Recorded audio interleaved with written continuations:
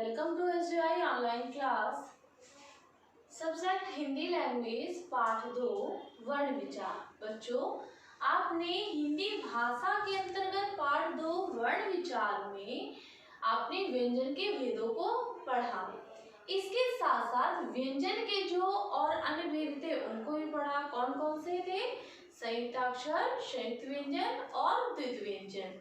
अब मैं आज आपको उच्चारण के आधार पर, जैसे श्वास वायु के आधार पर या फिर आपके प्रयत्न के आधार पर जो और वर्ण उच्चारित होते हैं उनको मैं समझाऊंगी। तो उसमें सबसे पहले है उच्चारण स्थान के आधार पर उच्चारण करते समय सभी व्यंजनों के उच्चारण में श्वास की मात्रा एक सी नहीं होती है। किसी में कम तो किसी में अधिक होती है। श्वास की मात्रा के आधार पर व्यंजनों के दो भेद होते हैं। कौन कौन से? पहला अल्प प्राण और दूसरा महाप्राण। अल्प प्राण व्यंजन क्या होते हैं ये समझिए। जिन ध्वनियों के उच्चारण में वायु की कम मात्रा का प्रयोग होता है, जिन ध्वनियों के उच्चारण में वायु की कम मात्रा का प्रयोग होता है वे व्यंजन अल्प प्राण व्यंजन कहलाते हैं। इनमें प्रत्येक वर्ग का, यहाँ पर वर्ग शब्द जो आया मैंने आपको पिछली कक्षा में भी बताया था कि वर्ग कितने हैं? 5 वर्ग हैं और प्रत्येक वर्ग में 5-5 वर्ण मतलब अक्षर होते हैं। तो इसमें प्रत्येक वर्ग का, जैसे का अगर वर्ग है तो प्रत्येक वर्ग का पहला, तीसरा व पांचवा। अगर का वर्ग है तो पहला का होगा और दूसरा गा होगा और पांचवा ड़ा होगा। तो प्रत्येक वर्ग का मतलब का वर्ग, चा वर्ग, फिर उसके बाद टा वर्ग, ता वर्ग और पा वर्ग, प्रत्येक वर्ग का पहला, तीसरा व पांचवा व्यंजन तथा इसके साथ साथ ड़ा या रा, ला व वर्ण आते हैं।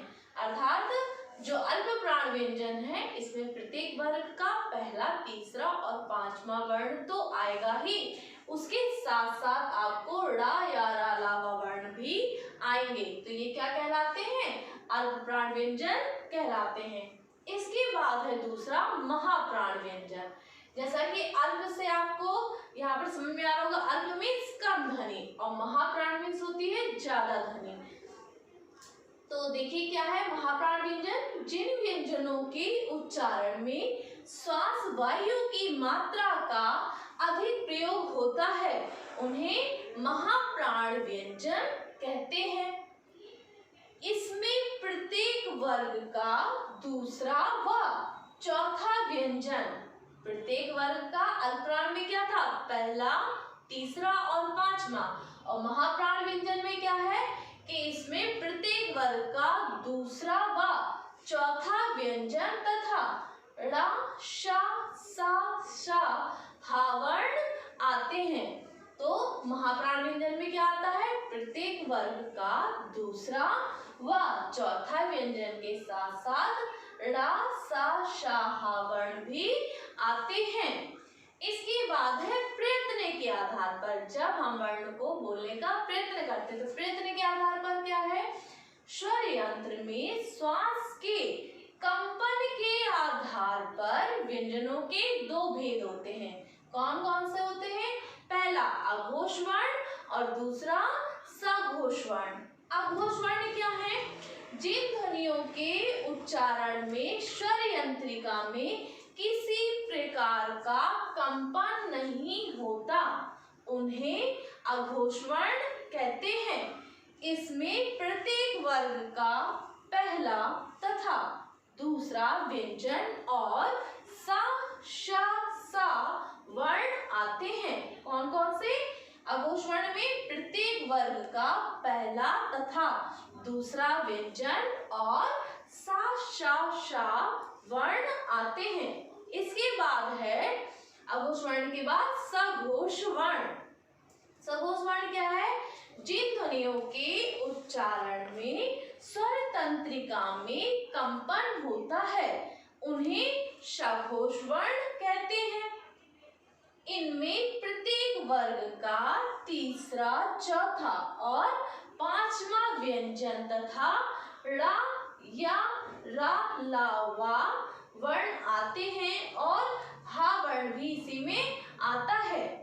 सभी स्वर भी सघोष वर्ण कहलाते हैं। जो आ से लेकर आपके ओ तक जितने 11 स्वर हैं वह किसके अंतर्गत आते हैं? सघोष वर्ण के अंतर्गत आते हैं। अर्थात जब हम उनका उच्चारण करते हैं तो ध्वनि मतलब जो स्वर तंत्रिका उसमें ध्वनि के जो निकलती है उसमें कंपन होता है, उसे सघोष वर्ण कहते हैं। बच्चों मैं इसे पुनः दोहराऊंगी, ध्यान से सुनिए। उच्चारण स्थान के आधार पर जब हम वर्ण का उच्चारण करते हैं तो उच्चारण स्थान के आधार पर क्या है? उच्चारण करते समय हम सभी व्यंजनों के उच्चारण में श्वास की मात्रा एक सी नहीं होती। जब हम वर्णों का उच्चारण करते हैं तो प्रत्येक स्वरों में या जो व्यंजन का उच्चारण करते समय जो हम उच्चारित वर्ण बोल रहे हैं उसमें क्या होता है कि श्वास की मात्रा एक सी नहीं होती है। किसी में कम तो किसी में ज्यादा, अधिक अर्थात ज्यादा श्वास की मात्रा होती है। तो श्वास की मात्रा के आधार पर व्यंजनों के दो भेद हैं। कौन कौन से हैं? पहला अल्प प्राण और दूसरा महाप्राण।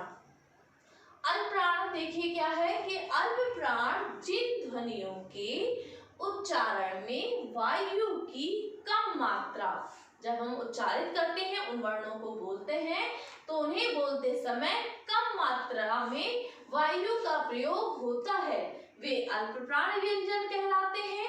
इनमें प्रत्येक वर्ग का पहला, तीसरा व पांचवा वर्ण आते हैं तथा इसके साथ साथ ड़ा या रा, ला, वा वर्ण भी आते हैं।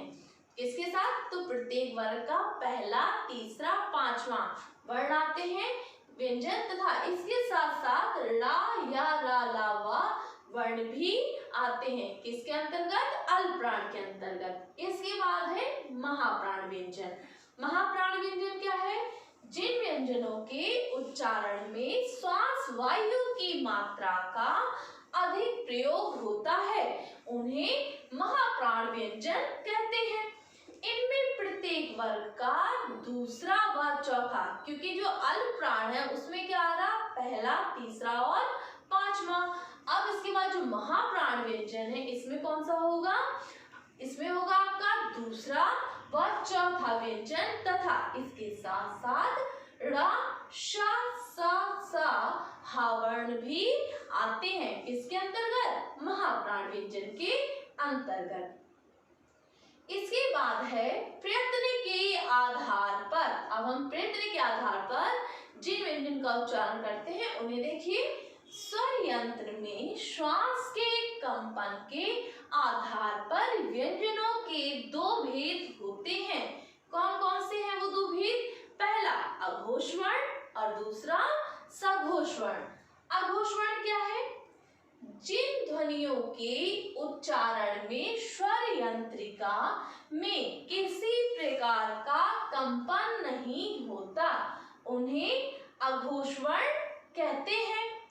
इसमें प्रत्येक वर्ग का पहला तथा दूसरा व्यंजन और श, सा, सा वर्ण आते हैं तो इन्हें क्या कहते हैं? अघोष वर्ण कहते हैं। इसके बाद है सघोष वर्ण। जिन ध्वनियों के उच्चारण में स्वर तंत्रिका में कंपन होता है उन्हें सघोष वर्ण कहते हैं। इनमें प्रत्येक वर्ग का तीसरा, चौथा और पांचवा व्यंजन तथा ड़ा या रा, ला, वा वर्ण और हा वर्ण आते हैं। सभी स्वर भी सघोष वर्ण कहलाते हैं। तो बच्चों इनका प्रयोग हम कब करते हैं? जब हम वर्णमाला में वर्णों का उच्चारण करते हैं, अर्थात जब हम शब्दों को बोलते हैं तो उनमें बोलते समय हमारी स्वर यंत्रिका में जो कंपन होता है या जो हम वर लगाते हैं बोलने में, जो हमारे कंठ से होकर करके, तालु से स्पर्श होकर के जो भी व्यंजन बाहर आते हैं तो वह क्या उच्चारण के आधार पर, जब हम वर्णों का उच्चारण करते हैं तो उनके आधार पर हम शब्दों को बोलते और समझते हैं। तो बच्चों आज आप उच्चारण के आधार पर व्यंजन के कितने भेद होते हैं तथा प्रयत्न के आधार पर व्यंजन के कितने भेद होते हैं इनको पढ़ करके समझेंगे तथा उच्चारण करके इनका आप प्रयत्न करेंगे। आज के लिए इतना ही। Thank you students.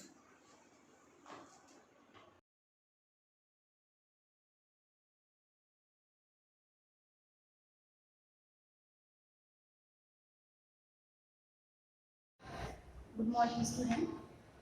Today we are going to start our second part of language, means grammar. Already you have been provided the PDF of the literature in your group, so you have to learn all those question answers which are given in the PDF. As far as section B is concerned, today we will start first chapter of your grammar, that is the parts of sentence. Okay, parts of sentence. First of all, for going through the parts of sentence, you should know what is the meaning of sentence. Students, as you know that each grammar starts with alphabet, and in English alphabet there are 26 letters in all, and they are divided in two parts, vowel and consonant. And whenever we go through the chapter, there is a chain of the system, letter and word and sentence. Okay. In this chain, first of all we get letter, as this is the smallest unit of any language, and after that we get word. How we get word? Through the group of word letter. जो हम letters हैं हमारे ABCD, उनका जब हम एक group होता है उसको वर्ड कहते हैं, लेकिन तब जब वो कंप्लीट मीनिंग देता है ना। अगर उसका कोई मीनिंग नहीं है तो हम उसको वर्ड नहीं कहेंगे। So how can we define the word? We can define word is a group of letter which convey meaning. Meaningful group of letter is called word. Okay, and now in this sequence we get sentence. Afterward we get sentence. So what is sentence? Sentence is a group of words which consists sense, complete sense in sequence of grammar. ठीक है, यानी दो condition हो गई। Grammatically sequence में होना चाहिए subject, verb और ऑब्जेक्ट। ये आपका असर्टिव सेंटेंस का सीक्वेंस है। तो जो सीक्वेंस है वो भी होना चाहिए, ग्रामर का ऑर्डर होना चाहिए, और complete sense. Okay, so how can we define the sentence? Sentence is a group of words in sequence of grammar that gives complete sense, that express complete sense. Okay, so this was all for your sentence. Now as your sentence is has been defined, so there are two things important related to this sentence: kinds of sentence and parts of sentence. As far as kinds of sentence is concerned, here we discuss variety of sentence, यानी sentence कितने प्रकार के हो सकते हैं, कितने भेद या वैरायटी हो सकती है। But in this chapter we are going to discuss parts of sentence, यानी एक सेंटेंस में कितने हिस्से, कितने टुकड़े हो सकते हैं। ठीक है, सो when we are going to discuss the parts of sentence, actually the sentence is divided in two parts: subject and predicate. Okay, your sentence is divided basically in two parts: subject and predicate. Okay, today we will discuss about subject. Because what is subject? The person, place or thing. When we give it name, जब हम इनको name देते हैं, इनके बारे में बताते हैं, तो वो सब्जेक्ट होता है। Actually we can call it doer. जो आपका एक्शन वर्ड होता है सेंटेंस में, उसको जो करने वाला होता है उसको हम करता। करता मतलब करने वाला। तो what ever going on in the sentence, जो भी एक्शन हो रहा है, और एक्शन नहीं है तो उसके प्रेजेंस या एब्सेंस होने का जो भी सेंस हो रहा है, वर्ब से रिलेटेड जो भी मेन है, हेड है, वो आपका सब्जेक्ट। ठीक है, तो what is subject? Head word of the sentence. ठीक, ये पर्सन, प्लेस, थिंग, किसी का नेम भी नेम हो सकता है जो नाउन की तरह वर्क करता है। आप इस सब्जेक्ट से रिलेटेड हमको 3 पॉइंट्स माइंड में रखने होंगे। जो सब्जेक्ट है वो आपका सिंगल वर्ड होता है जिसको हम लोग हेड वर्ड बोलते हैं, हेड वर्ड बोलते हैं या मेन वर्ड। ठीक, अब ये मेन वर्ड सिंगल वर्ड भी हो सकता है ना। सीता सिंग्स अ सॉन्ग, तो जो आपका सिंग्स अ सॉन्ग जो वर्ब से बात का पार्ट है, that comes under the category of predicate, जिसकी अभी हम चर्चा नहीं कर रहे हैं। अभी हम केवल अपने सब्जेक्ट की चर्चा कर रहे हैं जो हमारा हेड वर्ड है, वो सिंगल। तो Sita sings a song means Sita is head word, ठीक, और Sita is a proper noun, एक पर्टिकुलर नेम है, प्रॉपर नाउन। तो आपका जो हेड वर्ड है वो सब्जेक्ट है, बेसिकली नाउन में ही होता है।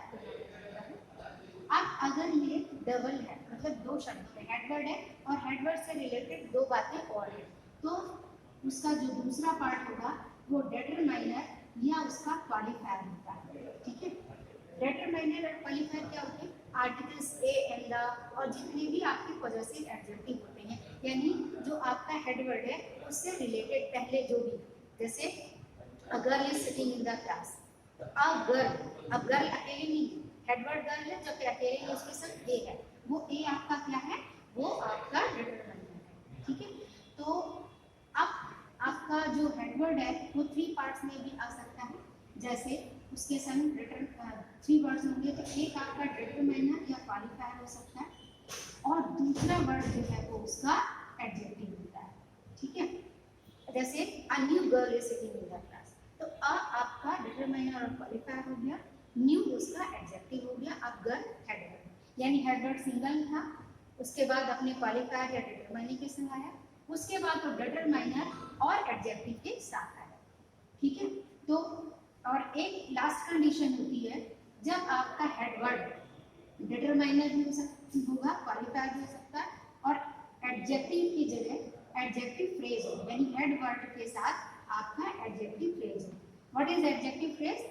Whenever we are going to describe the quality of a person, place or thing in group words, in a group of words, that we call adjective phrase, यानी जो head word है उसकी विशेषता single word में न बता के group में बताई जाए, है ना, ग्रुप ऑफ वर्ड्स में बताई जाए, तो that one is called adjective phrase. अब ये एडजेक्टिव फ्रेज क्या होता है? वो एडजेक्टिव है लेकिन सिंगल वर्ड में नहीं है, तो आपके हेड वर्ड के पहले नहीं है, उसे हम कॉमा लगा के हेड वर्ड के बाद लिखते हैं, है ना। जैसे the girl seated in the corner is my friend, तो गर्ल, द आपका आर्टिकल हो गया, गर्ल हेडवर्ड है, सीटेड इन द कॉर्नर ये उस बच्ची की क्वालिटी है, वो स्टूडेंट की क्वालिटी जो कोने वाली लड़की है, कोने में बैठी है, तो सीटेड इन द गर्ल, ये सीटेड इन द गर्ल पूरा किसको क्वालिफाई कर रही है? उस लड़की को, एक लड़की जो कोने में बैठी है। ठीक है, सीटेड इन द कॉर्नर, वो लड़की आपका गर्ल हेडवर्ड है, सीटेड इन द कॉर्नर उसकी क्वालिटी बता रहा है, बट फ्रेज में यानी ग्रुप में, इसलिए हम कॉमा लगा के उसको बाद में लिखेंगे। अब हम सेंटेंस को कैसे रीऑर्डर करेंगे, कैसे सेट करेंगे? जो हमारा पार्ट्स ऑफ सब्जेक्ट है उनको हम प्रॉपर ऑर्डर में रखना है हमें, तो हम कैसे रखेंगे?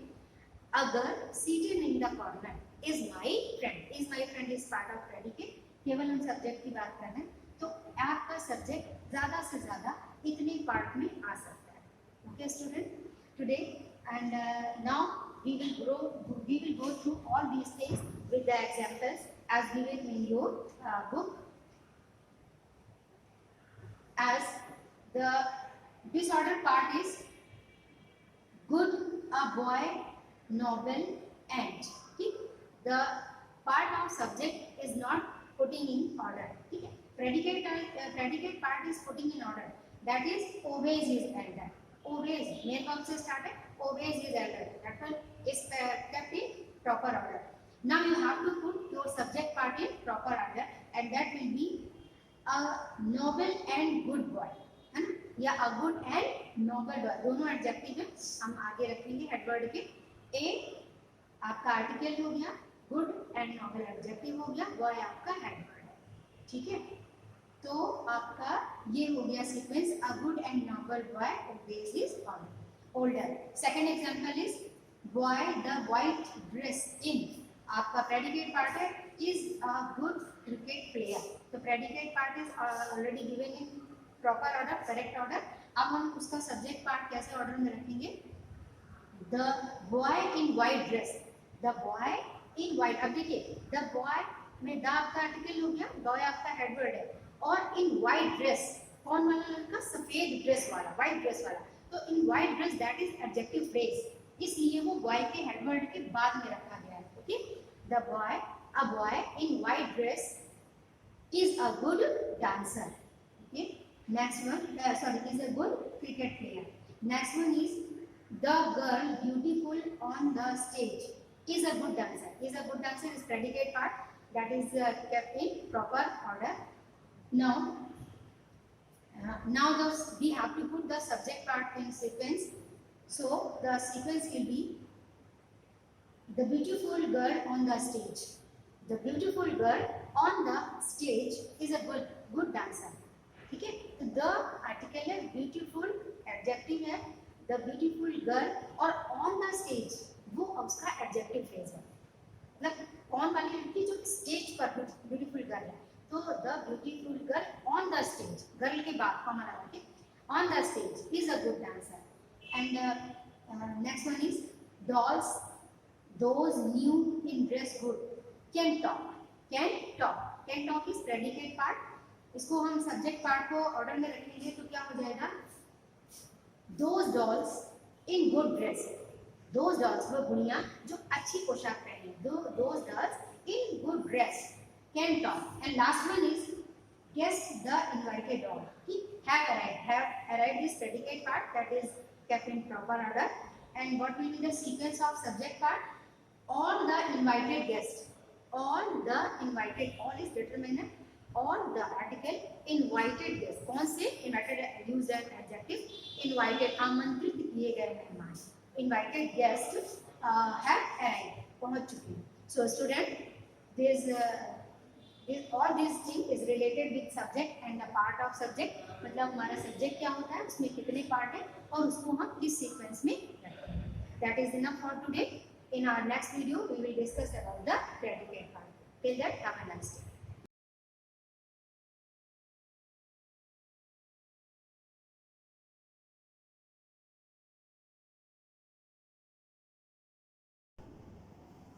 Myself Rakesh Kumar, Maths teacher of Shivaji Group of Institution.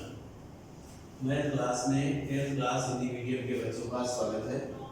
तो बच्चों, आपने पहला चैप्टर वर्ग और वर्गमूल का कंप्लीट कर लिया है. अब आगे इस क्लास में घन और घनमूल के बारे में अध्ययन करेंगे.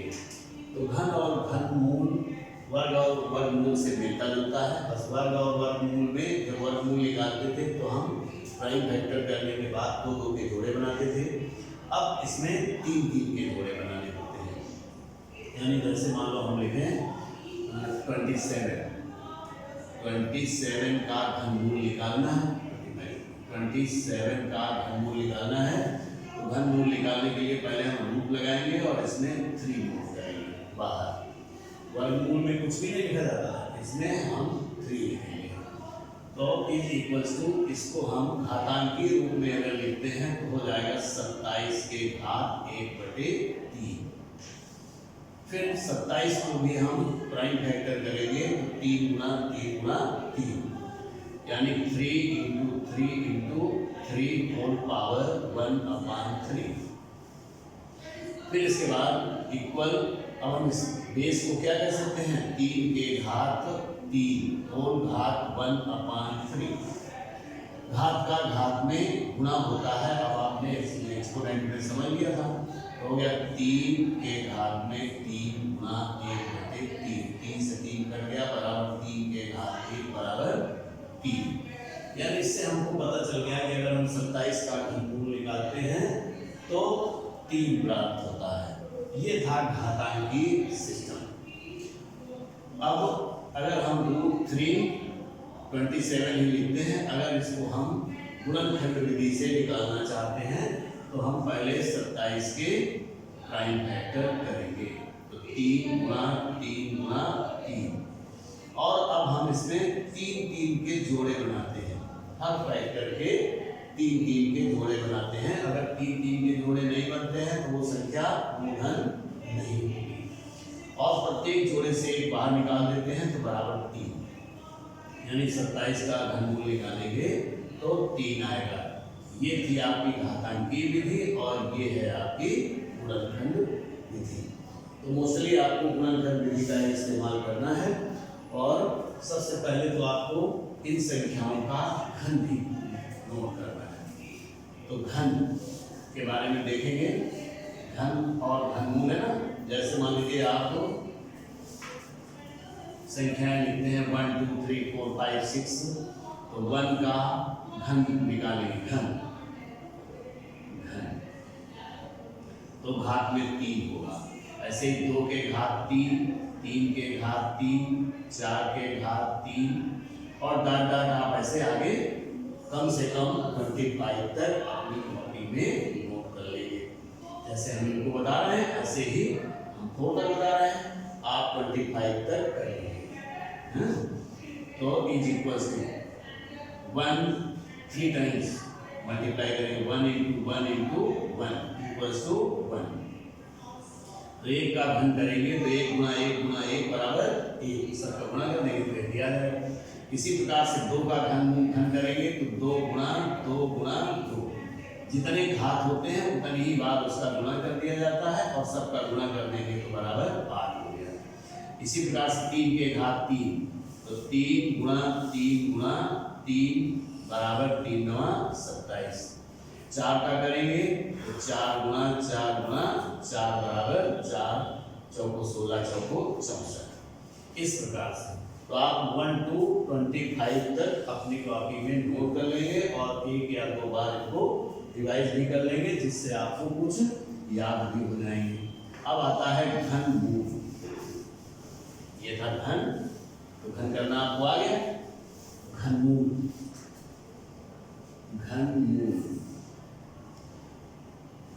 घनमूल में मुख्यतः आपको गुणनखंड विधि से ही घनमूल निकालने रहते हैं। तो घनमूल निकालना भी आपने सीख लिया है। अब एक्सरसाइज चलते हैं। Exercise number 2.1। 2.1 का क्वेश्चन नंबर फर्स्ट है। क्वेश्चन नंबर 1, निम्न संख्याओं के घन ज्ञात कीजिए। निम्न संख्याओं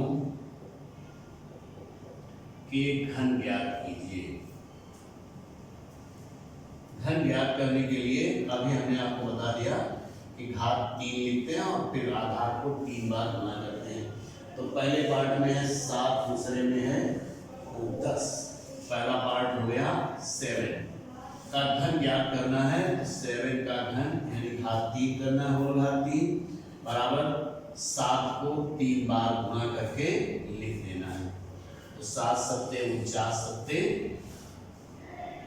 49 गुणा 7 बराबर 343। 7 9 63, 7 चौको 28 6 34, यानी 7 का घन मिल गया 343। इसी प्रकार से इसका दूसरा पार्ट है 10 के घात में 3, इसका भी घन ज्ञात करना है। तो 3 बार गुणा कर लेंगे 10 गुणा 10 गुणा 10। हम 3 बार क्यों करते हैं? क्योंकि घात में 3 होता है, घन का मतलब ये 3। तो तीनों का गुणा कर दें, तो पहले इन दोनों का गुणा करेंगे तो 100 हो गया, गुणा 10 रह गया तो बराबर 1000 हो गया। तो इस प्रकार से आप इसके सभी पार्ट कर सकते हैं। एक फ्रैक्शन में भी इसका 10th पार्ट है, 10वां पार्ट भिन्न में लिखा गया है 3 सही 1/5। तो 3 सही 1/5 का घन ज्ञात करना है। तो घात 3 बराबर, पहले हम इस संख्या को साधारण चिन्ह में बदल लें। तो 3 बचे 15 और 1 16/5 के घात में 3 बराबर 16 गुणा 16 3 बार लिख देंगे और बटे 5 गुणा 5 3 बार लिख देंगे बराबर 16 हम 256 गुणा 16 और बटे 5 का 5 में करेंगे तो 25 गुणा 5। अब 16 का गुणा 256 में करके लिखेंगे तो 16 छक्का 96, 16 पंचे 80 और 9 89, 16 दूनी 32 और 8 40, यानी 4096 हो गया। और 25 का 5 से करेंगे तो 125 हो गया। ये इसका घन हो गया। शायद आ गया होगा, ये भी आपको आंसर मिल गए, सभी आंसर मिल रहे हैं। ठीक, तो इस प्रकार से आप क्वेश्चन नंबर फर्स्ट को आसानी से कंप्लीट कर सकते हैं। फिर लिखा है दूसरे नंबर में, निम्नलिखित में से कौन कौन संख्याएं पूर्ण घन हैं। क्वेश्चन नंबर 2, निम्नलिखित में कौन कौन सी संख्याएं पूर्ण घन हैं। तो पूर्ण घन ज्ञात करने के लिए क्वेश्चन नंबर 2 का हम पहला पार्ट ही देखते हैं। पहले पार्ट में है 432। 432 इसको ये जानने के लिए कि पूर्ण घन है कि नहीं है, इसके प्राइम फैक्टर करते हैं। 432 के अभाज्य गुणनखंड करेंगे, के अभाज्य गुणनखंड करेंगे तो ये 2 से विभाजित हो जाएगा। 2 दूनी 4, 2 एकम 2, 2 छह 12, 216 आ गया। फिर 200 से ये विभाजित 2 से विभाजित हो जाएगा। 2 एकम 2 0, 2 8 16, यहाँ ध्यान देने की जरूरत है। 2 का भाग 1 में देंगे, 2 एकम 2, घटाएंगे 0 बच गया। 1 को उतारेंगे बाहर नहीं जाएगा तो 0 लिखेंगे। तो पता लगा आप 18 लिख दें, 18 नहीं होगा, 108 होगा। फिर 2 से भाग देंगे, 2 9 18, 2 पंचे 10 और 2 चौको 8, 54 हो गया। अभी भी ये 2 से विभाजित हो जाएगा तो 27 आ जाएगा। फिर 3 से, अब ये 2 से विभाजित नहीं होगा क्योंकि इकाई के स्थान पर विषम संख्या आ गई, तो 3 9 27। फिर 3 से हो जाएगा, 3 3 का 9, फिर 3 से होगा और 3। तो अभाज्य गुणनखंड मिल गए, कितने हैं 4 2, तो 2 गुणा 2 गुणा 2 गुणा 2 गुणा 3 गुणा 3 गुणा 3, 3 बार है, 4 2 4 बार है। अब हमको इसमें 3 3 के जोड़े बनाने होते हैं। तो एक जोड़ा 2 का बन गया और एक जोड़ा 3 का बन गया, लेकिन 2 का जोड़ा नहीं बन रहा है, तो यह संख्या पूर्ण घन नहीं है। समझ गए हैं? 2 एक ये एक्स्ट्रा हो गया, जोड़ा इसका नहीं बन रहा है, इसलिए ये संख्या पूर्ण घन नहीं है। तो लिखेंगे 2 का जोड़ा नहीं बनता है, जोड़ा नहीं बनता है, अतः संख्या पूर्ण घन नहीं है। संख्या पूर्ण घन नहीं है। शायद समझ में आ गया होगा। इसी प्रकार से इसका सेकेंड पार्ट है 1728, इसको मिटा दो। सेकेंड पार्ट में है 1728, सेकेंड पार्ट 1728 बराबर। तो अब हमको 1728 के भी अभाज्य गुणनखंड करने रहेंगे। 1728 तो इकाई के स्थान पर 8 है, इसका मतलब है ये संख्या 2 से विभाजित हो जाएगी। तो 2 से भाग देंगे तो 2 8 16, 2 6 12, 2 चौको 8। अभी भी ये संख्या 2 से विभाजित होगी क्योंकि इकाई के स्थान पर सम संख्या है। 2 चौको 8, 2 3 6 और 2 दूनी 4। 432 के अभाज्य गुणनखंड अभी आप दिए थे, 2 से फिर जाएगा, 2 दूनी 4, 2 एकम 2, 2 छह 12। फिर 2 से 2 एकम 2 0, 2 8 16। फिर 2 से तो 54 आ जाएगा और फिर 2 से तो 27 आ जाएगा और फिर 3 से 9 आ गया और 3 से 3 आ गया, 3 से 1 आ गया। तो इस प्रकार से हमको 1728 के अभाज्य गुणनखंड कितने मिल गए? 6 2 हैं और 3 3 हैं। तो 2 गुणा 2 गुणा 2 6 टाइम्स, गुणा 2 गुणा 2 गुणा 2 और फिर गुणा 3 गुणा 3 गुणा 3। ये इसके प्राइम फैक्टर है, यानी 1728 के अभाज्य गुणनखंड हमको मिल गए। अब हम इनके 3 3 के जोड़े बनाते हैं। तो सभी अभाज्य गुणनखंडों के जोड़े 3 3 के जोड़े बन जाते हैं, अतः संख्या पूर्ण घन है। ठीक है, तो 1728 पूर्ण घन है। तो आपको केवल इसमें इस क्वेश्चन में ये लिखना है कौन कौन सी संख्याएं पूर्ण घन है। जो पूर्ण घन है उनको ही लिखना है, जो पूर्ण घन नहीं है उनमें नहीं लिख देना है। फिर क्वेश्चन नंबर 3 आता है, ये लिखित वाले हैं, लिखित वाले हैं। इसमें है 2,55,552 में किस छोटी से छोटी संख्या से भाग दें कि प्राप्त संख्या पूर्ण घन बन जाए। अब चूंकि सिस्टम बदल गया है, संख्या आपके पास है क्वेश्चन नंबर 3 में। क्वेश्चन नंबर 3 पूरा ही है। संख्या है आपके पास 2,55,552, 2,55,552। इस संख्या को बताना है कि किस छोटी से छोटी संख्या से भाग दें। तो जिसका जुड़ा ना बना हो उसी का भाग दे देंगे। तो बराबर पहले हम अभाज्य गुणनखंड करें, तो हो गया 2 5 5 5 5 और 2।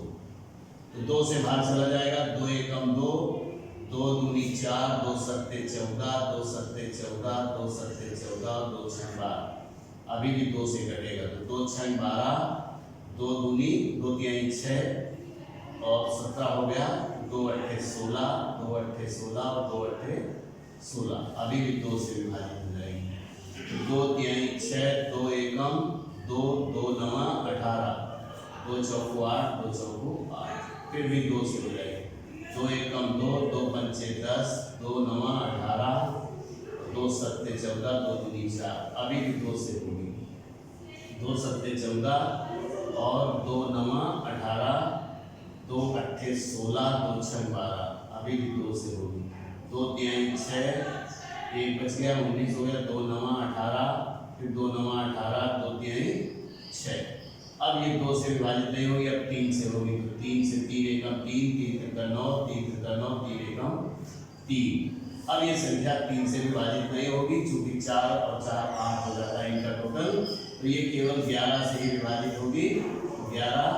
11 हम 1 से 11 एकम 11, 2 बच गया, 11 दूनी 22, 11 एकम 11 और फिर ये 11 से विभाजित होगी, 11 बार जाएगा, 11 एक बार। तो इसके बाद गुणनखंड मिल गए हमको। कितने 2 हैं? 3 और 3 6। तो 2 गुणा 2 गुणा 2 गुणा 2 गुणा 2 गुणा 2 6 टाइम्स, 3 3 6 और गुणा 3, फिर 3 बार 11 है, गुणा 11 गुणा 11 गुणा 11। 3 3 के जोड़े बनाएंगे तो इसमें 3 1 3 रह जाता है। तो अगर हम इसी 3 से भाग दे दें तो 3 से भाग देने पर ये हट जाएगा यहाँ से। तो यहाँ पर लिखेंगे 3 से भाग देने पर, 3 से भाग देने पर संख्या पूर्ण घन बन जाएगी, संख्या पूर्ण घन बन जाएगी। तो बच्चों आपने इसमें घन भी सीख लिया, घनमूल भी सीख लिया और ये भी आपको पता चल गया कि किस छोटी से छोटी संख्या से भाग देने पर संख्या पूर्ण घन बन जाएगी। तो आज इस क्लास में यहीं तक, आगे नेक्स्ट क्लास में। Thank you.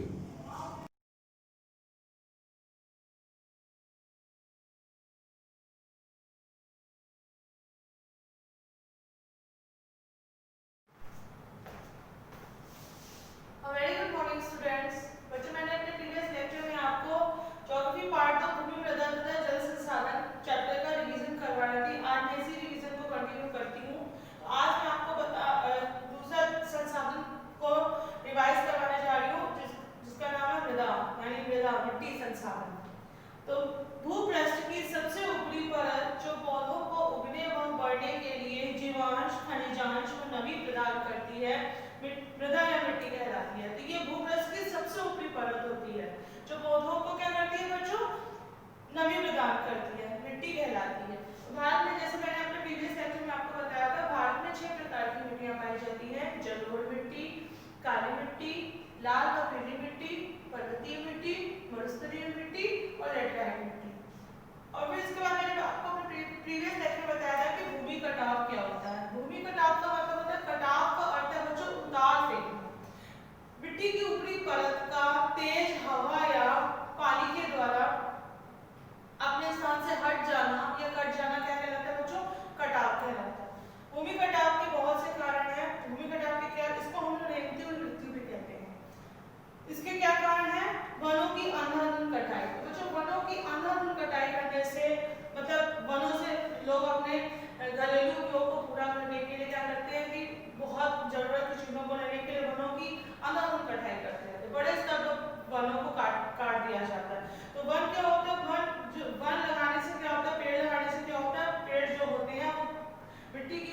परत को क्या करते हैं बच्चों, बांध के रखते हैं, जिससे कि अगर तेज जल भी आए या तेज हवा से मिट्टी की ऊपरी परत अपने स्थान से हट ना जाए, तो वन क्या काम करते हैं, उनको बांधने का काम करते हैं। लेकिन वनों की अनंत कटाई होने से क्या हो जाता है, भूमि कटाव का कारण बन जाती है। नेक्स्ट है अत्यधिक पशुचारण। बहुत ज्यादा पशुओं को चलाने से भी क्या हो जाता है कि उपजाऊ भूमि क्या हो जाती है बच्चों, नष्ट हो जाती है। मिट्टी की ऊपरी परत जिसमें कि बहुत से खनिज तत्व पाए जाते हैं, ये मिट्टी की जो ऊपरी परत होती है बहुत उपजाऊ होती है, लेकिन अत्यधिक पशुचारण से क्या हो जाता है कि मिट्टी की ऊपरी परत हमारी क्या हो जाती है, नष्ट हो जाती है। नेक्स्ट है स्थानांतरी व झूमी कृषि। तो स्थानांतरी व झूमी कृषि में क्या होता है बच्चों, एक स्थान के एरिया को पूरा साफ करके जो कूड़ा करकट होता है, जितना उस स्थान का जितना भी कचरा होता है उसको जलाकर क्या किया जाता है, जो उसके जो राख होती है उसको उस एरिया में फैला दिया जाता है और उसी पे कृषि की जाती है। फिर उसके बाद दूसरी जगह जाया जाता है, तो इसको हम लोग कहते हैं स्थानांतरी, एक स्थान से दूसरे स्थान, मतलब एक स्थान को साफ करने के बाद दूसरे स्थान पर चले जाया जाता है, तो इसको कहते हैं स्थानांतरी व झूमी कृषि। इससे भी बहुत ज्यादा फर्क पड़ता है भूमि कटाव को, भूमि के बहुत ज्यादा उपयोग करने से भी क्या हो जाता है, भूमि का कटाव हो जाता है। नेक्स्ट है कृषि का अवैज्ञानिक। कृषि के जो तरीके हैं वो अवैज्ञानिक तरीकों का इस्तेमाल करने से भी क्या हो जाता है, भूमि हमारी उपजाऊ भूमि क्या हो जाती है, नष्ट हो जाती है। और जैसा कि मैंने आपको बताया कि मिट्टी की ऊपरी परत में सबसे ज्यादा उपजाऊ तत्व पाए जाते हैं, जीवांश पाए जाते हैं, खनिजांश पाए जाते हैं और हमारे सूक्ष्म जीव। तो जब बहुत ज्यादा अत्यधिक अनावश्यक उपयोग करेंगे भूमि का, तो भूमि की क्या हो जाएगी, ऊपरी परत हमारी क्या हो जाएगी बच्चों, नष्ट हो जाएगी। तो ये हमारे भूमि कटाव के कारण है, वनों की अनावश्यक कटाई, अत्यधिक पशुचारण, स्थानांतरी व झूमी कृषि और कृषि का अवैज्ञानिक ढंग।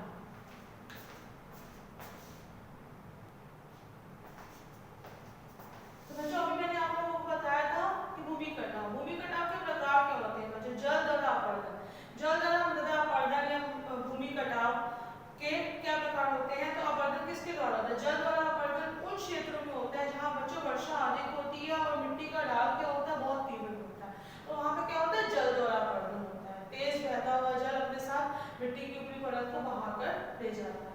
वायु द्वारा अपरदन मरुस्थलीय तथा अर्ध मरुस्थलीय क्षेत्रों में पानी की कमी के कारण जो मिट्टी के कण होते हैं वो क्या हो जाते हैं, असंतुलित हो जाते हैं। तो इन असंतुलित कणों को तेज बहती हुई तेज चलती हुई वायु अपने साथ उड़ाकर ले जाती है। तो ये क्या हो गया, हमारा वायु द्वारा अपरदन हो गया। मृदा अपरदन के जिसमें कारण बताया था कि मृदा अपरदन से बहुत हानियां होती है, जैसे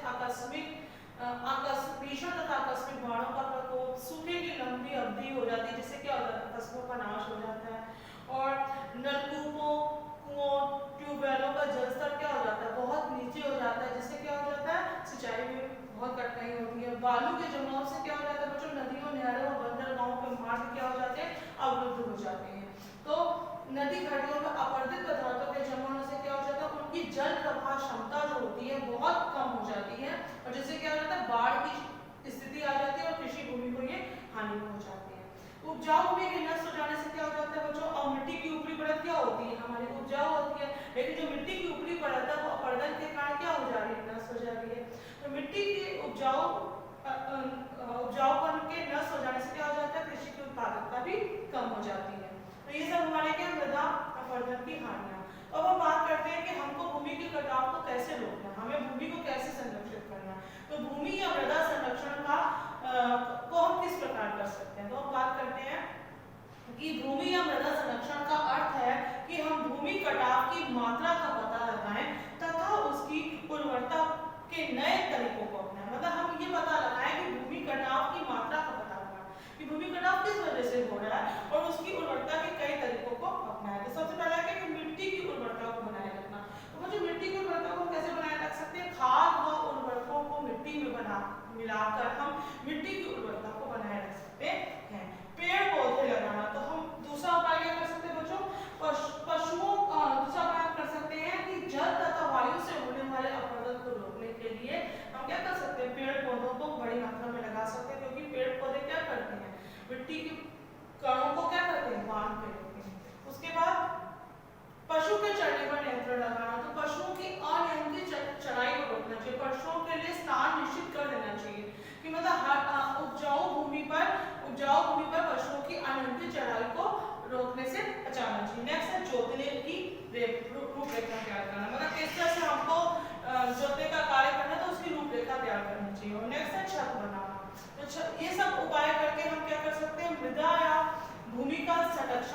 तरीके से कर सकते हैं। Now that's all for today. I will continue this chapter in my next video.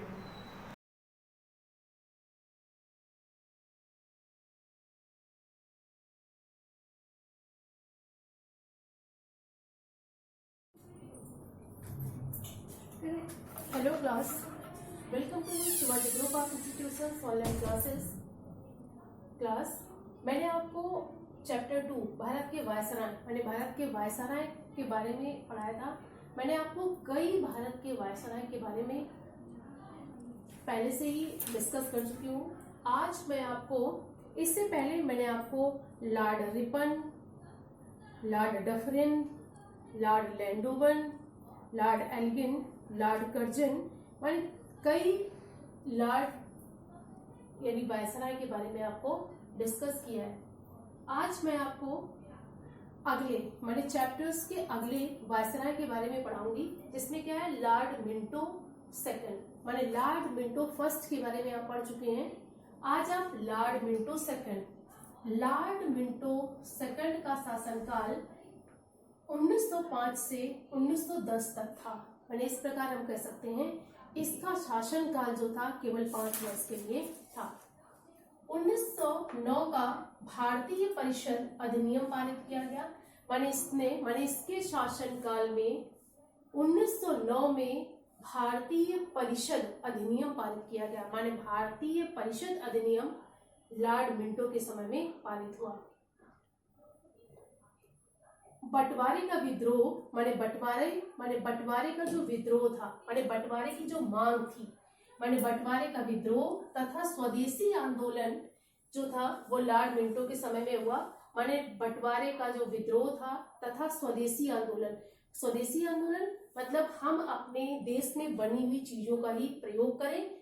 ये आंदोलन यानी स्वदेशी आंदोलन जो था महात्मा गांधी ने स्टार्ट किया था। ये स्वदेशी आंदोलन भी 1905 से 10 के बीच हुआ। 1907 में सूरत में कांग्रेस की वार्षिक सभा की गई।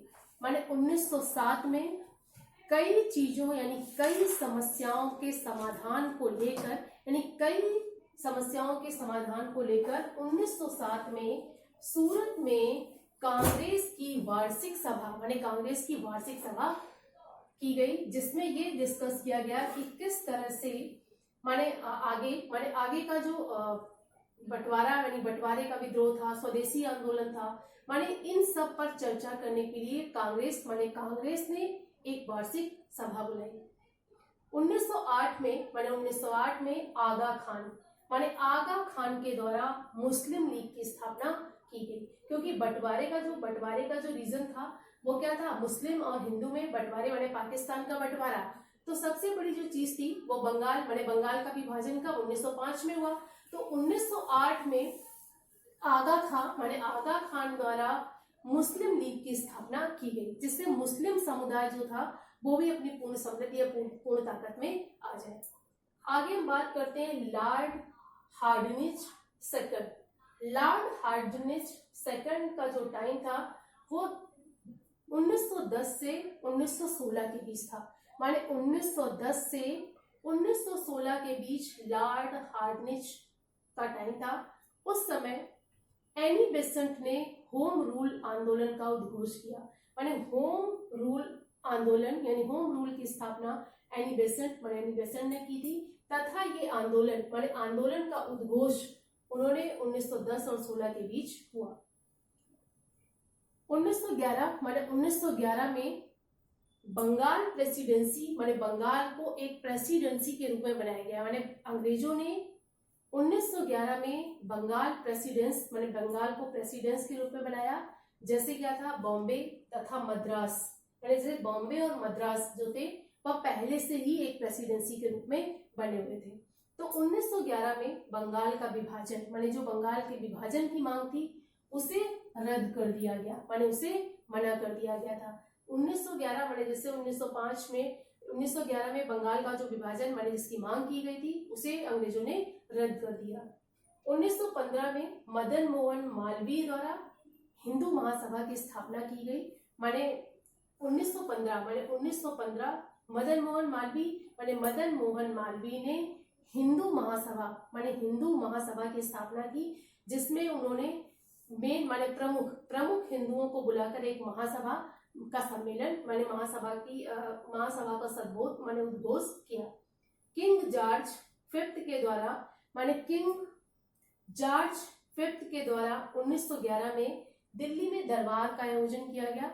माने दिल्ली में उस समय क्या था, राजधानी थी, तो जो भी अंग्रेज शासक था वहां पर एक दरबार महारानी विक्टोरिया द्वारा एक दरबार का आयोजन हुआ, जिससे देश की जनता माने देश का जो भी हिंदू है उसे इस बात का आभास हो कि उनकी बात को भी रखा जा सकता है और तथा उनकी भी बात को सुना जा सकता है। इसलिए किंग जॉर्ज फिफ्थ के द्वारा 1911 में दिल्ली में दरबार का आयोजन किया गया। लॉर्ड चैम्सफोर्ड नेक्स्ट वायसराय थे, जिनका शासनकाल 1916 से 1921 के बीच था। 1916 में एनी बेसेंट तथा तिलक के द्वारा होम रूल लीग की स्थापना की गई। माने 1916 में एनी बेसेंट तथा तिलक के द्वारा होम रूल की स्थापना की गई। 1916 में लखनऊ कांग्रेशन सत्र स्थापित किया गया। कांग्रेस का मुस्लिम लीग से समझौता, माने कांग्रेस और मुस्लिम लीग ने कब 1916 में समझौता किया। 1916-17 में माउंटेन्यू घोषणा पत्र की घोषणा की गई। 1919 में गवर्नमेंट ऑफ इंडिया एक्ट पारित किया गया। 1919 में रोलैक्ट एक्ट तथा जलियांवाला बाग हत्याकांड भी अमृतसर में हुआ। स्टूडेंट्स, मैंने आपको आज इन 3 वायसराय के बारे में पढ़ाया है। अगले इस चैप्टर्स के वायसराय के बारे में मैं आपको कल पढ़ाऊंगी। Thank you for attending this class.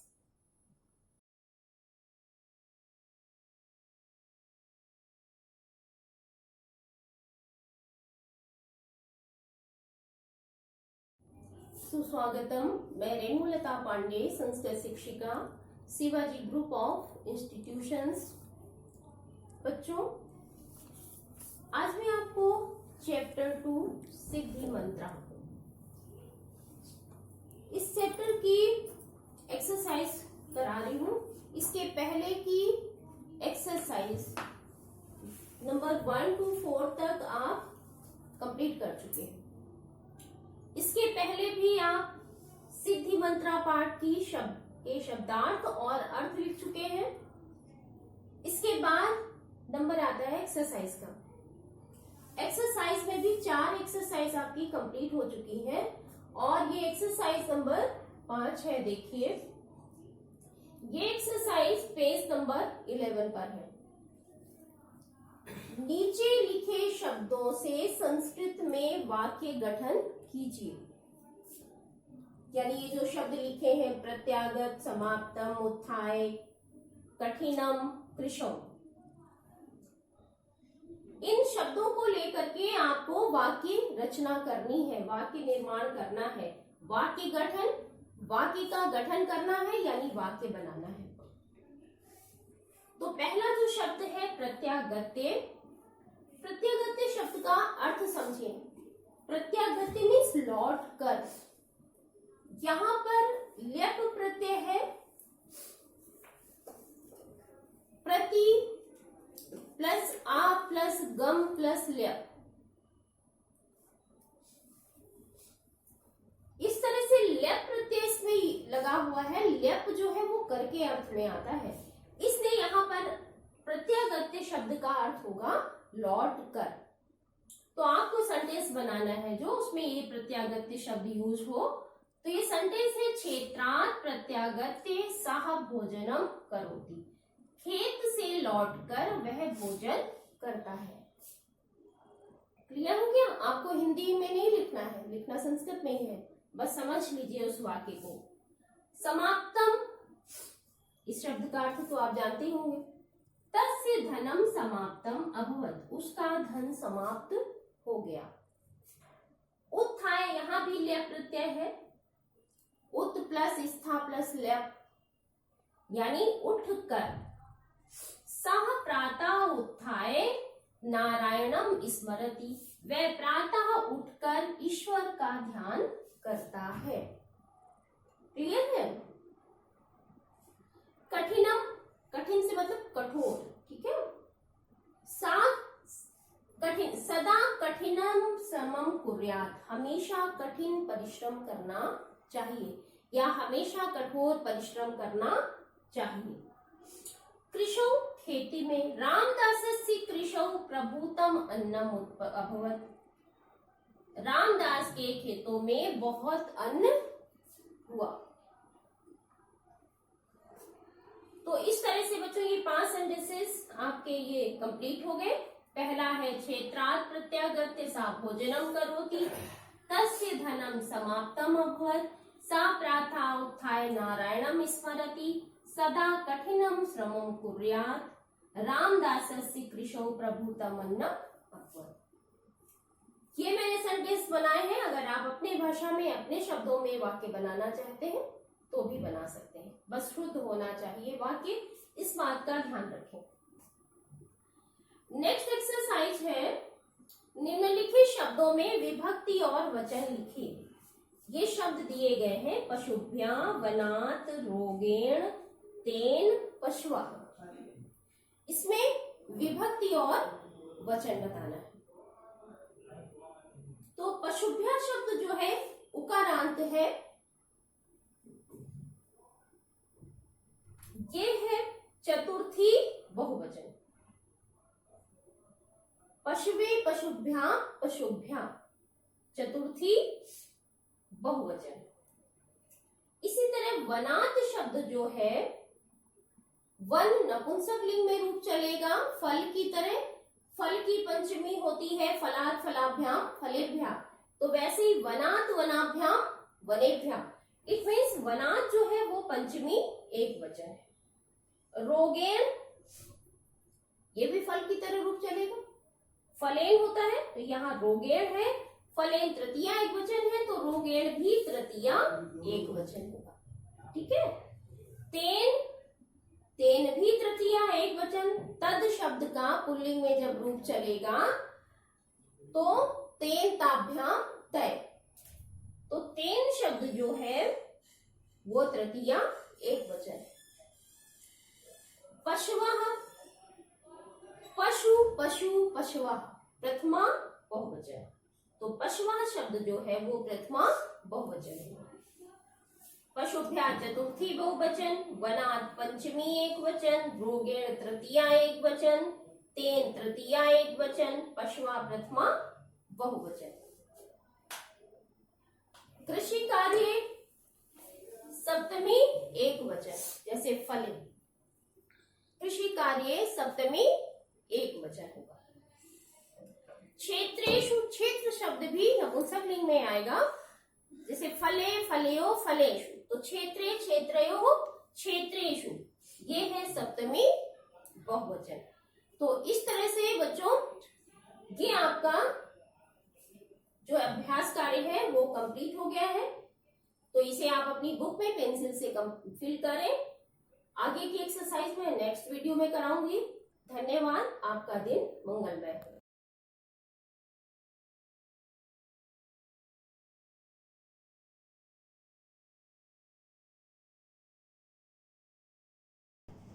Myself Rakesh Kumar, science teacher of Shivaji Group of Institution. Science class में 8th क्लास हिंदी मीडियम के बच्चों का स्वागत है। तो बच्चों आप चैप्टर 2 में कोशिका तथा ऊतक पढ़ रहे थे। कोशिका के बारे में आपने जानकारी ले ली। अब है कोशिका विभाजन एवं वृद्धि। इसमें से अभी ऊतक पढ़ना है तो कोशिका विभाजन के बारे में, कोशिका विभाजन एवं वृद्धि। तो कोशिका विभाजन, जंतु मोस्टली 2 प्रकार के होते हैं, एक कोशिकीय और बहुकोशिकीय। तो एक कोशिकीय जो होते हैं वो तो केवल अपनी कोशिकाओं का विभाजन केवल संतति के लिए करते हैं, लेकिन जो बहुकोशिकीय जंतु होते हैं उनमें कोशिका विभाजन शरीर की वृद्धि यानी बढ़ने के लिए, लंबाई है या चौड़ाई है, इस तरीके से शरीर में वृद्धि के लिए कोशिका विभाजन होता है। तो बहुकोशिकीय जंतुओं में कोशिका विभाजन इसी तरीके से पेड़ पौधों में भी होता है। तो पेड़ पौधों में जो विभाजन होता है तो इनमें विभाजन वाली कोशिकाएं मोस्टली अगर विभाजित ना हो तो उनकी वृद्धि नहीं होगी। एक कोशिका से दूसरी कोशिका में विभाजित हो जाते हैं और इसमें से जैसे इस प्रकार से कोशिका है, इसमें एक केंद्रक होगा, इस केंद्रक में क्रोमैटिन जाल होगा, केंद्रिका होगी और माइटोकॉन्ड्रिया होंगे, गोल्गी बॉडी होगी इस प्रकार से, और रिक्तिकाएं होंगी। इस तरीके से ये कोशिका है।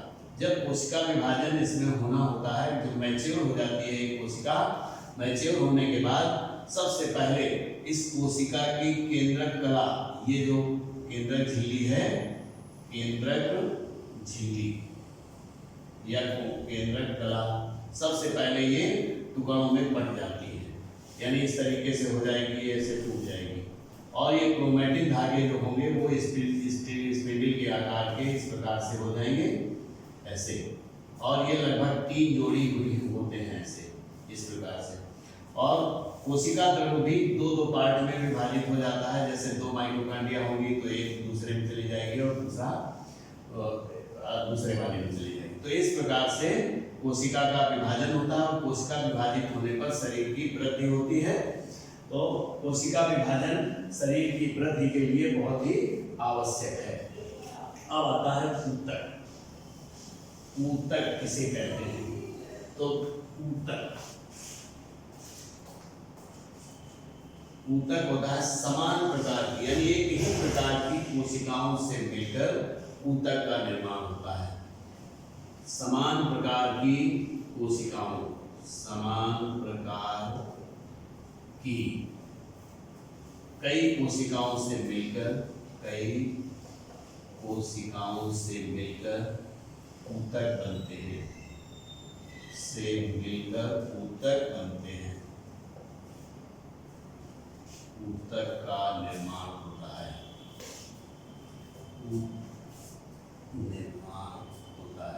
इसी प्रकार से कई ऊतक मिलकर के अंग का निर्माण कर देते हैं। तो समान प्रकार की कोशिकाएं मिलकर के ऊतक का निर्माण करती हैं और कई समान प्रकार के ऊतक मिलकर के अंग का निर्माण कर देते हैं। जैसे शरीर में बहुत सारे अंग होते हैं, तो ऊतक के प्रकार, अब ऊतक के प्रकार ये 2 प्रकार के होते हैं। नंबर 1 विभज्य ऊतक,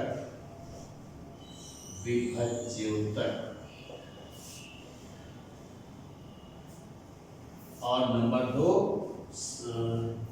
स्थायी ऊतक।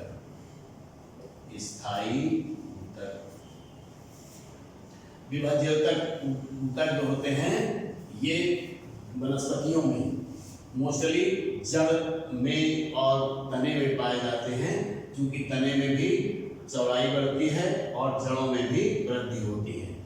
तो ये वृद्धि प्रदेश, जैसे इस प्रकार से जड़ें होती हैं पौधे में, इस प्रकार से जड़ का आगे का भाग एक टोपी नुमा स्ट्रक्चर होती है, इससे द्वितीयक जड़ें और तृतीयक जड़ें निकलती हैं इस प्रकार से। इसका जो ये पार्ट है जहां मूल रोम पाए जाते हैं, ये वृद्धि प्रदेश कहते हैं। ये मिट्टी हो गई, ये ऊपर का भाग हो गया ऐसे इस प्रकार से। ये था पौधा, तो ये जड़ें हो गई, ये तो हो गई मूल गोप या रूट कैप, मूल गोप, और इसके ऊपर जो ये वृद्धि प्रदेश है, वृद्धि प्रदेश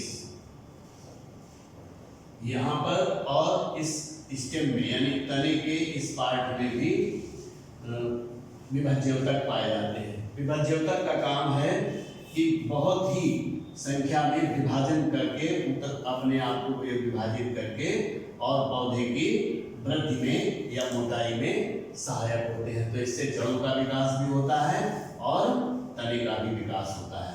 मूल गोप जो होता है, इसमें जो कोशिकाएं या जो ऊतक पाए जाते हैं वो मृत ऊतक होते हैं, और ये इस जड़ का जो वृद्धि प्रदेश है ये बहुत कोमल भाग होता है। तो ये आगे बढ़ करके इस वृद्धि प्रदेश की सुरक्षा प्रदान करता है। स्थायी ऊतक भी, यानी ये कई जगह पाए जाते हैं पूरे बॉडी में, इन जगहों को छोड़कर, कौन सा, वृद्धि प्रदेश और तने को छोड़कर के बाकी ये सभी जगह स्थायी ऊतक पाए जाते हैं। इनमें कोई चेंजमेंट नहीं होता है, न ही ये बहुत ज्यादा गुणन करते हैं, बस केवल डेवलप करते हैं अपना। जैसे इसमें है जड़ मिट्टी से पानी एवं खनिज लवण ले करके और पत्ती तक पहुंचाती है। तो इसमें हमारे पास पत्ती तक पहुंचाने के लिए कोई ऊतक होगा, उस ऊतक का नाम होता है जाइलम। जाइलम का काम क्या है? जाइलम जड़ द्वारा अवशोषित पानी एवं खनिज लवणों को पत्ती तक पहुंचाने का काम जाइलम करता है, और ये जाइलम ऊतक है, इसको दारू कहते हैं इसे। और दूसरा है फ्लोएम। फ्लोएम का काम है पत्ती तक जो पानी एवं खनिज लवण पहुंचा है, तो प्रकाश संश्लेषण की क्रिया के बाद जो स्टार्च और मंड का निर्माण होता है, उस यानी बने भोजन को इस पेड़ के सभी अंगों में, यानी जड़, तना, शाखाओं, सभी अंगों में पहुंचाने का काम फ्लोएम करता है। तो आप ऊतक के बारे में भी जान गए और कोशिका विभाजन के बारे में भी आपने अध्ययन कर लिया। तो बच्चों इस क्लास में बस इतना ही, आगे नेक्स्ट क्लास में। Thank you.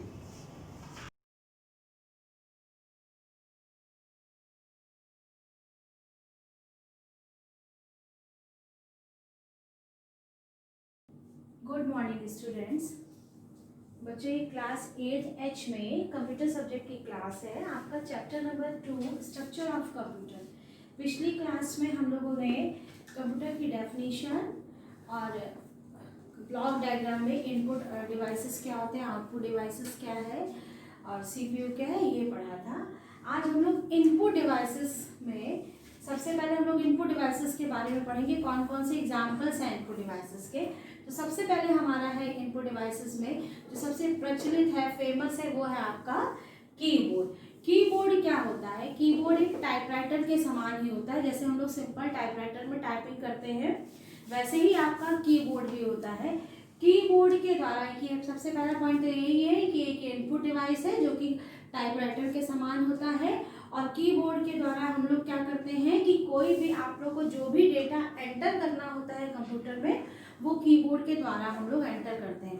तो कीबोर्ड के द्वारा हम लोग कोई भी नंबर्स या कोई भी अल्फ़ाबेट्स हम लोग जो है वो कीबोर्ड के द्वारा एज अ डेटा हम लोग उसमें इंफॉर्मेशन के तौर पर हम लोग उसमें एंटर कर सकते हैं। अब बात आती है, आपके बुक में बहुत ही लिमिटेड दिया है, पर मैं पूरा इसको एक्सप्लेन करी और आपको लिखना भी बिल्कुल इसी तरीके से होगा कि कीबोर्ड का आविष्कार किसने किया था। तो इसका आविष्कार क्रिस्टोफर लैथम-शोस ने 1868 में, यानी कि 1868 में क्रिस्टोफर ने लैथम-शोस 1868 में इसने इसका आविष्कार किया था। बहुत तरह के कीबोर्ड होते हैं, जिसमें से आपका ये है QUERTY, इसको हम लोगों ने QUERTY है,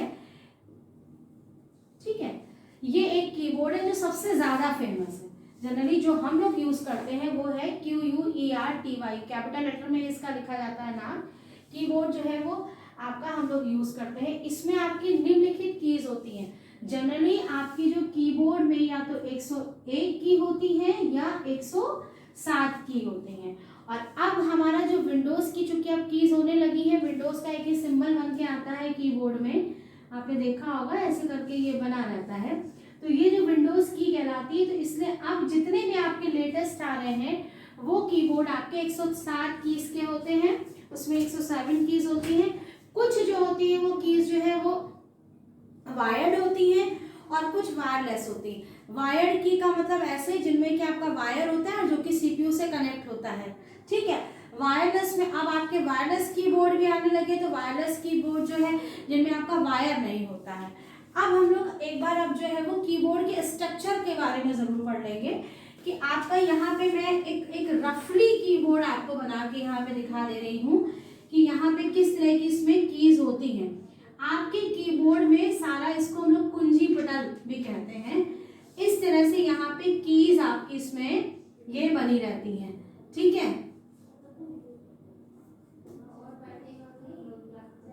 हाँ, यहाँ पे आपकी ये जो कीज जो है वो इस तरह से आपकी सारी ये कीज आपकी होती है। यहाँ पे नंबर सारे होते हैं इस तरह से, ठीक। ये बड़ी सी यहाँ पे एक की होगी, यहाँ पे और होगी, मतलब इस तरह से आपकी सारी, मतलब ये चौकोर में ही आपके सारे यहाँ पे बटन्स बने होते हैं और उन बटन में आपका उससे रिलेटेड लिखा रहेगा। पूरे जो कीबोर्ड है आपका वो इस तरह से डिवाइड होता है, ठीक है। तो सबसे पहला आपका है फंक्शन की। कीबोर्ड में सबसे पहला आपका आता है फंक्शन की। आपका कीबोर्ड को QWERTY कीबोर्ड को हम लोगों ने डिवाइड किया है कि उसमें कितने आपके कितनी तरह की कीज होती हैं। तो सबसे पहला आपका होता है फंक्शन की। फंक्शन की में क्या होता है आपका, ये F1 से, ये शुरुआत में जो सबसे कीबोर्ड में जो सबसे पहली वाली लाइन होती है ये आपकी कहलाती है, ये आपकी कहलाती है फंक्शन कीज होती हैं। इनको हम लोग कहते हैं यहाँ पे फंक्शन कीज होती है। ये फंक्शन की में क्या होता है, F1 से लेकर के इसमें F12 तक की आपकी फंक्शन कीज होती हैं। कितनी फंक्शंस की होती है, F1 से लेकर के F12, और हर एक फंक्शन की का अपना एक अलग अलग कार्य होता है। जनरली F1 जो होता है वो सब में हेल्प के लिए ही होता है, समझ में आगे बात। और अलग अलग प्रोग्रामिंग के लिए, अलग अलग आपके सॉफ्टवेयर के लिए फंक्शंस की का अलग अलग फंक्शन होता है, पर F1 जनरली जो है वो सभी में हेल्प के लिए ही होता है। उसके बाद अब आपका आता है ये टाइपिंग कीज कौन सी होती हैं। इसमें यहाँ पे ये जो बीच वाला जो पूरा पोर्शन होता है, जिसमें कि आपका बहुत ध्यान से देखेंगे तो आपका इसमें 0 से 9 तक के नंबर्स होते हैं, ठीक है। 0 से 9 तक के सारे डिजिट्स होते हैं और आपका A to Z यानी कि A से लेकर के Z तक के सारे अल्फाबेट्स होते हैं, ठीक है। कीबोर्ड में ध्यान रखिएगा, जो कीबोर्ड होता है वो इंग्लिश अल्फाबेट्स होते हैं, उसमें हिंदी का कहीं कुछ नहीं होता है। आपका A to Z अल्फाबेट्स होते हैं। तो यानी कि ये वाला जो आपका जो बीच वाला जो पोर्शन होता है वो कहलाता है आपका टाइपिंग कीज का। वो क्या कहलाता है आपका, टाइपिंग कीज का, जिसमें 0 से 9 डिजिट होती है और A to Z अल्फाबेट्स होते हैं। उसके बाद अब आपका आता है ये कंट्रोल कीज क्या होती हैं। कंट्रोल कीज में आपकी बहुत सारी कीज आती हैं, जैसे कि आपकी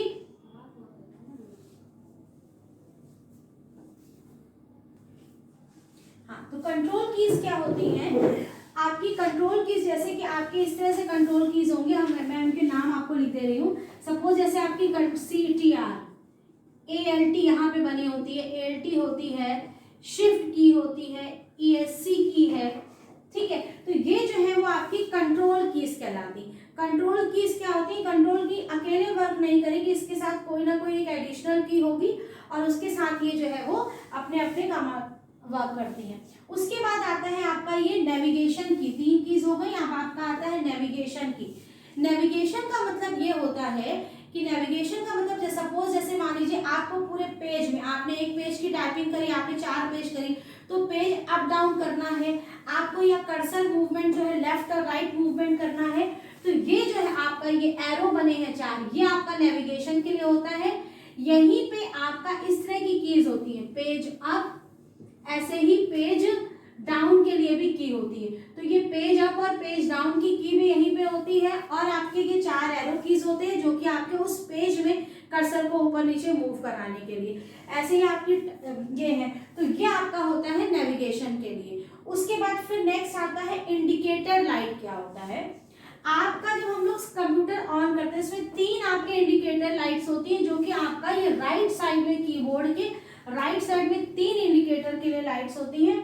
वो लाइट कौन कौन सी होती है, एक होती है कैप्स लॉक की, ओके, एक होती है आपकी शिफ्ट के लिए होती है, ठीक। ऐसे ही आपकी एक होती है आपकी नम लॉक के लिए, नम लॉक के लिए। तो जब हम लोग क्या करते हैं, जब हम लोग कंप्यूटर ऑन करते हैं तो बाय डिफॉल्ट ये 3 जो कीज होती है तीनों ऑन रहती है। कैप्स लॉक अगर लाइट ऑन है यानी कि ऑन है, ऑन का मतलब क्या होगा कि जब अब आप लोग जब कीबोर्ड से कुछ भी टाइप करोगे वो कैपिटल लेटर में आएगा। नम लॉक का मतलब क्या होता है आपका कि नंबर्स जो है वो टाइप होंगे, वो कहाँ पर है आपका, तो जैसे आपका ये न्यूमेरिक के इंडिकेटर लाइट्स हो गई, 3 इंडिकेटर लाइट्स होती हैं, उनको हम लोग ये कहते हैं। उसके बाद अब आपका आता है न्यूमेरिक कीपैड क्या होता है कि, तो इधर की तरफ ही दाएं तरफ ही आप देखेंगे जहां पर आपका ये आपकी इंडिकेटिंग लाइट होती है, वहां पे आपने देखा होगा कि नंबर्स भी बने होते हैं। आपका इस तरह का वहां पे होगा कि सपोज अगर 9 ऐसे दिया है तो इसके ऊपर ये बना है, यहाँ पे मान लीजिए अगर आपका 8 है सपोज दैट, तो उसके नीचे ये, तो यहाँ पे जिस कीबोर्ड में 2 चीजें टाइप है 9 और ये, तो इसका मतलब क्या कि जब ये नम लॉक ऑन होगा तो ये 9 की तरह काम करेगा। लेकिन अगर आपने इसको नम लॉक को ऑफ कर दिया तो ये एरो की यानी कि पेज में कर्सर ऊपर नीचे ऊपर के लिए मूवमेंट के लिए हो गया, तो ये चीज हो गई। तो यहाँ पे क्या होता है कि ये वाला जो आपका जो कीपैड होता है इसको हम लोग बोलते हैं न्यूमेरिक कीपैड, या इसको हम लोग कैलकुलेटर कीपैड भी कहते हैं। यानी कि ये वाला जो है वो पूरा कैलकुलेशन के लिए यूज होता है। कैलकुलेशन के लिए आपकी ये कीज भी यूज होती हैं, यहाँ पर भी जो है वो भी कैलकुलेशन के लिए यूज होता है। तो इस तरह से आपको आज मैंने ये पूरा कीबोर्ड जो है वो समझा दिया। एक बार फिर से जो इसकी जो मेन चीजें वो यही है कि आपका उसमें 101 से लेकर के 107 तक कीज होती हैं। इसको डेवलप किसने किया ये आपको पता होना चाहिए। कीबोर्ड जो है वो टाइपराइटर के समान होता है, जिसमें कि हम लोग कीबोर्ड के द्वारा हम लोग कोई भी डेटा एंटर कर सकते हैं, और ये एक मैकेनिकल इनपुट डिवाइस है। क्लियर है बच्चों, एक ये मैकेनिकल इनपुट डिवाइस है, और ये आपके जो है उसमें कितनी तरह की कीज होती हैं वो दिया है कि फंक्शन की, टाइपिंग की, कंट्रोल की, नेविगेशन की, इंडिकेटर की और न्यूमेरिक की। तो बच्चों आज के लिए सिर्फ इतना ही काफी है। धन्यवाद। Thank you. Have a nice day.